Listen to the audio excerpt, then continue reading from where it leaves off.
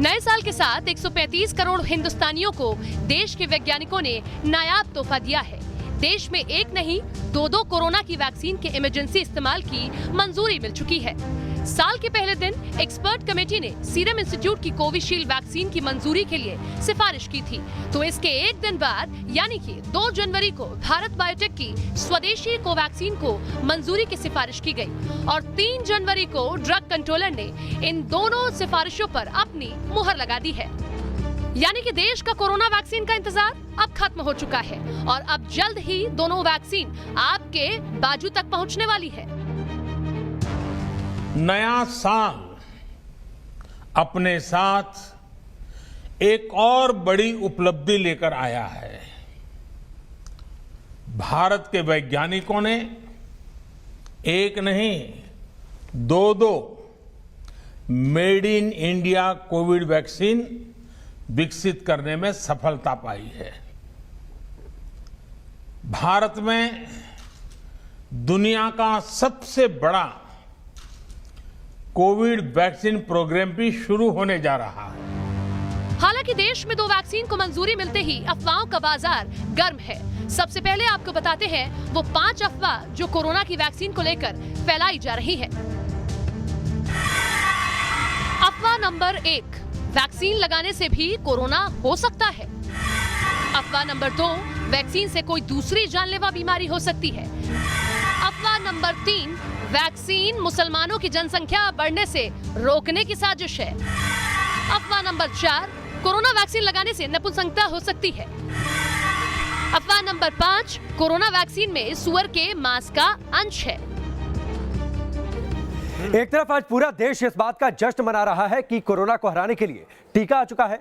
देश में बने टीके को वैक्सीन को मंजूरी मिल गई है, लेकिन दूसरी तरफ ऐसे लोग भी हैं जिन्हें इस स्वदेशी कोरोना वैक्सीन पर भरोसा नहीं है। आज न्यूज नेशन कोरोना की स्वदेशी वैक्सीन को बदनाम करने वालों के चेहरों को बेनकाब करेगा, साथ ही देश के जाने माने हेल्थ एक्सपर्ट्स के जरिए स्वदेशी कोवैक्सीन पर सारे अफवाहों से पर्दा भी उठाएगा। कोरोना वैक्सीन पर सवाल उठाने वालों में सबसे बड़ा नाम है अखिलेश यादव का। समाजवादी पार्टी के अध्यक्ष होने के साथ साथ देश के सबसे बड़े राज्य उत्तर प्रदेश के 5 सालों तक मुख्यमंत्री रह चुके हैं। अखिलेश यादव ने देश में मंजूरी मिली कोरोना की वैक्सीन को बीजेपी की वैक्सीन बताते हुए इसे लगाने से ही इनकार कर दिया है। मैं तो नहीं लगवाऊंगा अभी वैक्सीन, मैंने अपनी बात कह दी और वो भी बीजेपी लगाई, उसका भरोसा करूंगा मैं? अरे जाओ भाई, अरे अपनी सरकार आएगी सबको फ्री वैक्सीन लगेगी। जब समाजवादी पार्टी के मुखिया ने वैक्सीन नहीं लगाने का ऐलान कर दिया तो उन्हीं की पार्टी के एमएलसी आशुतोष सिन्हा पीछे कैसे रहते? उन्होंने यहाँ तक कह दिया कि वैक्सीन लगने से इंसान नपुंसक हो सकता है। हमें लगता है कि कहीं न कहीं उस वैक्सीन में कुछ ऐसी चीजें हों कि नुकसान हो जाए और हमें लगता है कि बाद में लोग कह दें कि नहीं, जनसंख्या कम करने के लिए, मारने के लिए लगा दिया वैक्सीन, तो आप नपुंसक बना, कुछ भी हो सकता है। समाजवादी पार्टी ही क्यों, कांग्रेस के नेता को भी स्वदेशी वैक्सीन पर भरोसा नहीं है।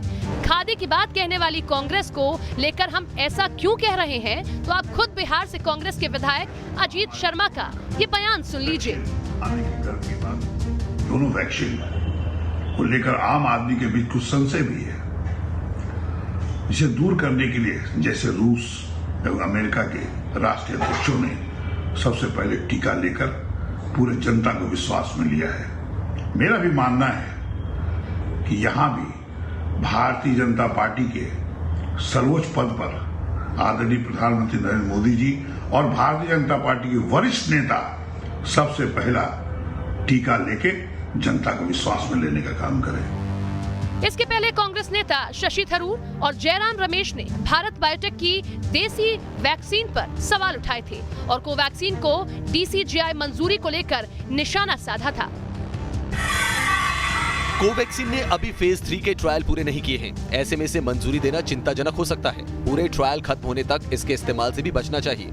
मैंने कभी सेना के शौर्य पर सवाल नहीं उठाए और अधिक भारतीय वैक्सीन को मंजूरी मिलने पर मैं गौरवान्वित महसूस करूंगा, लेकिन 3 चरणों के परीक्षण के बाद ही ये बात साफ हो सकेगी कि वो सुरक्षित है और प्रभावी है। इस बीच वैक्सीन का विरोध करने वालों पर केंद्रीय मंत्री गिरिराज सिंह ने पलटवार किया है। गिरिराज सिंह ने इसे आत्मनिर्भर भारत से जोड़ते हुए कहा कि जो आज वैक्सीन का विरोध कर रहे हैं वो छिपकर वैक्सीन लगवा लेंगे।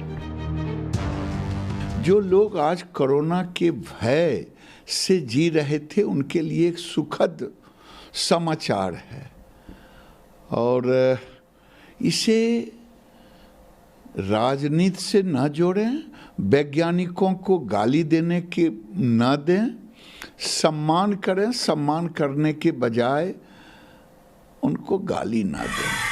अखिलेश यादव जी ने कोविड-19 के वैक्सीन को लेकर जिस प्रकार का बयान दिया है वो न केवल गैर जिम्मेदाराना बयान है बल्कि कहीं न कहीं जनता के बीच में एक भ्रम फैलाने की कोशिश भी की है और राजनीति करने की कोशिश की है। वैक्सीन जैसे गंभीर मसले पर किसी प्रकार की राजनीति ये उचित नहीं है, ये अधर्म है, ये अनुचित है। राजनीति इसमें कभी नहीं होनी चाहिए और वैज्ञानिकों का जो अपमान किया है ये कहकर कि ये वैक्सीन बीजेपी की वैक्सीन है, ये बिल्कुल उचित बयान नहीं है।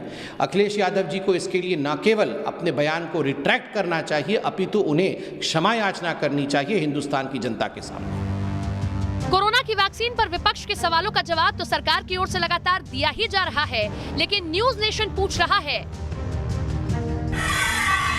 नेताजी अफवाह फैलाएंगे तो लोग कहां जाएंगे? वैक्सीन के खिलाफ झूठी बातें क्यों फैलाई जा रही हैं? वैक्सीन दल की है या देश की है? वैक्सीन हिंदुस्तानी, विपक्ष को क्यों परेशानी? क्या ये देश के वैज्ञानिकों का अपमान नहीं? कोवैक्सीन को लेकर न्यूज नेशन ने जो सवाल उठाए हैं और वैक्सीन को लेकर जो अफवाह फैलाई जा रही है उनका जवाब भी हम जानेंगे देश के जाने माने हेल्थ एक्सपर्ट से। लेकिन उसके पहले आपको वैक्सीन को लेकर जो फैक्ट है, जो सच्चाई है, वो जान लीजिए।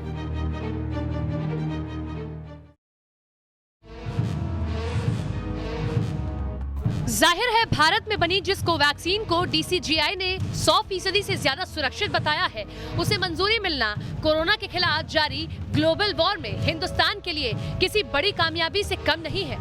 रूस, अमेरिका, चीन और ब्रिटेन के बाद भारत अपना खुद का कोरोना टीका बनाने वाला देश बन गया है।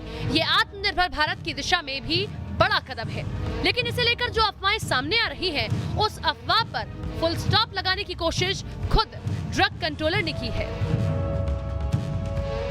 सर, इसके साइड इफेक्ट्स भी बहुत बताए जा रहे हैं सर, ये सही है क्या? ना ना ना ना ना, ना। देखो एक बात पे पूरा आप श्योर रहिए कि किसी में भी सेफ्टी का कंसर्न होगा, थोड़ा भी कंसर्न होगा तो हम उसको कभी अप्रूव नहीं करेंगे। कुल मिला के ये सेफ है? Of course 110%।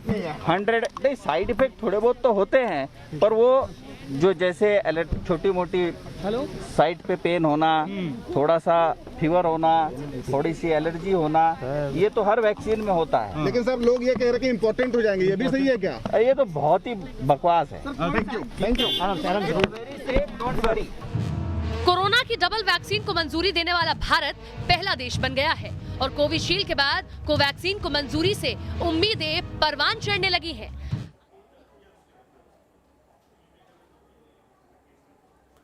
आइए अब आपको यह समझाते हैं कि देश की वैक्सीन विदेशी वैक्सीन के मुकाबले सुरक्षित क्यों है, क्योंकि हमने कुछ डेटा आपके लिए कलेक्ट किया है। कौन सी वैक्सीन, उसके कितने परीक्षण हुए और उसके क्या साइड इफेक्ट रहे। तो देखिए आप, फाइजर जो अमेरिकन वैक्सीन है इसने 44,000 परीक्षण किए हैं, लेकिन इसमें पैरालिसिस और एलर्जी जैसे साइड इफेक्ट दिखाई दिए।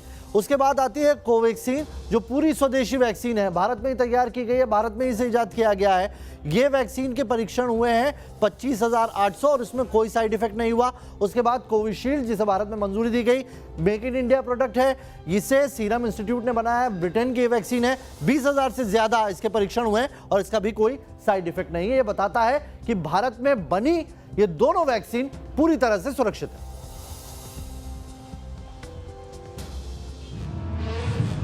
जानकारों की माने तो भारत बायोटेक की जिस कोवैक्सीन की मंजूरी की इजाजत मिली है वो पूरी तरह से सेफ और काफी असरदार बताई जा रही है। कई शहरों में इस वैक्सीन का ट्रायल तीसरे फेज में चल रहा है। कोवैक्सीन को सारे जहां से अच्छा क्यों कहा जा रहा है, अब इसे भी समझिए। अब बात करते हैं हमारी वैक्सीन की, यानी कि स्वदेशी वैक्सीन की, और ये बताते हैं कि हमारी वैक्सीन बाकी वैक्सीन से अच्छी क्यों है। तो इस पर भी एक नजर डाल लेते हैं कि भारत की जो वैक्सीन है, स्वदेशी जो वैक्सीन है, वो इतनी कारगर क्यों है। एक तो सबसे बड़ी बात यह कि आत्मनिर्भर भारत, जिसका हम सपना देख रहे हैं, आत्मनिर्भर भारत का ये एक नायाब उदाहरण है कि हमने खुद इस वैक्सीन को तैयार किया है। भारत में ही बनाई गई ये एक स्वदेशी वैक्सीन है, यानी कि भारत बायोटेक की जो वैक्सीन है उसकी हम बात करें, कोवैक्सीन की कीमत भी सबसे कम है। अगर बाकी वैक्सीन से कंपैरिजन किया जाए, फाइजर, मॉडर्ना, तो उनसे काफी कम है। और डीप फ्रीजर की इसके लिए जरूरत नहीं है, जैसा कि बाकी वैक्सीन है किसी को -70 डिग्री सेल्सियस में रखना है, इसमें ऐसी जरूरत नहीं पड़ेगी। और सबसे बड़ी बात, इस वैक्सीन का कोई साइड इफेक्ट भी नहीं है। तो ये तमाम बातें हम आपको बता रहे हैं, और भारत बायोटेक का ये जो ट्रैक रिकॉर्ड है वो भी काफी बेहतरीन रहा है। तो इस वैक्सीन पर हम आंख मूंद कर विश्वास कर सकते हैं। पहले दुनिया भर में 4 अरब से ज्यादा वैक्सीन जो है वो डिलीवर हुई है, ये भी एक अच्छी बात है। और ये सारी चीजें जो हैं इस वैक्सीन को सबसे अच्छी बनाती हैं। तो उम्मीद की जानी चाहिए कि भारत में जो वैक्सीनेशन की प्रोसेस है वो अच्छी रहेगी, और कोरोना जो है वो साल 2021 में दूर ही रहेगा। तो वहीं उस कोविशील्ड के बारे में भी जान लीजिए, जिसे भारत में सबसे पहले इस्तेमाल की मंजूरी मिली है।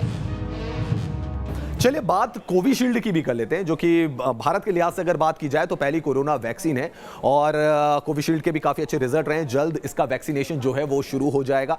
इमरजेंसी इस्तेमाल की इसकी मंजूरी दी गई है, जैसा कि हमने देखा है हाल के दिनों में जो खबरें आई हैं। और सीरम इंस्टीट्यूट की ये वैक्सीन है, क्योंकि टाई अप है ऑक्सफोर्ड और एस्ट्राजेनेका के साथ। तो ऑक्सफोर्ड और एस्ट्राजेनेका के साथ मिलकर कोविशील्ड वैक्सीन को बनाया गया है। पहली वैक्सीन ये थी।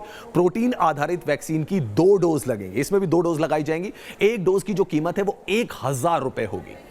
स्टोरेज तापमान जो है इसका वो 2 से 8 डिग्री सेल्सियस के बीच का है, और 2 डोज लगाने पर एफिकेसी जो है वो 70% की, यानी कि सक्सेस रेट अगर देखा जा सकता है तो वो 70% का इस डोज का रहा है। तो 2 वैक्सीन जो है हमने आपको बताई, कोविशील्ड और कोवैक्सीन। चाहे बात कीमत की हो या फिर रखरखाव की, कोविशील्ड और कोवैक्सीन दोनों का ही दूसरी वैक्सीन से कोई तुलना नहीं है। तो हम सभी हिंदुस्तानियों के लिए अच्छी खबर है कि स्वदेशी वैक्सीन भी अब तैयार हो चुकी है। तो 2 वैक्सीन इस वक्त तैयार हैं, जिनके जरिए वैक्सीनेशन की प्रोसेस को अंजाम दिया जाएगा। चलिए ग्राफिक्स के जरिए आपको समझाने की कोशिश करते हैं। तो स्वदेशी वैक्सीन आ गई है, कोवैक्सीन इसका नाम है। ये देश की दूसरी वैक्सीन है, और आईसीएमआर भारत बायोटेक ने इस वैक्सीन को तैयार किया है। तो वैक्सीनेशन की प्रोसेस के लिए पूरी तरीके से वैक्सीन तैयार है, और डोज का जो अनुमानित खर्च है वो भी काफी कम है। अगर बाकी की वैक्सीन से इसका कंपैरिजन किया जाए, 300 से सिर्फ 400 रुपए का खर्च है। वैक्सीन के 2 डोज दिए जाएंगे, पहले एक डोज लगेगा और उसके कुछ दिनों के बाद दूसरा डोज दिया जाएगा। यह प्रोसेस है। 28 दिनों के अंतराल में 2 डोज इस वैक्सीन के लगाए जाएंगे। तो बहुत अच्छी खबर सभी भारत वासियों के लिए। स्वदेशी वैक्सीन जो है पूरी तरीके से तैयार है, और वैक्सीन के असर का मूल्यांकन 14 दिनों के बाद किया जाएगा कि इसका क्या असर जो है जिसको वैक्सीन दी गई है उस पर पड़ रहा है। तो ये हम आपको बता रहे हैं, स्वदेशी वैक्सीन भारत बायोटेक की जो वैक्सीन है, कोवैक्सीन इसका नाम है, इसके बारे में हमने आपको बताया है। तो ये वैक्सीन काफी कारगर होगी, ऐसी उम्मीद की जा रही है।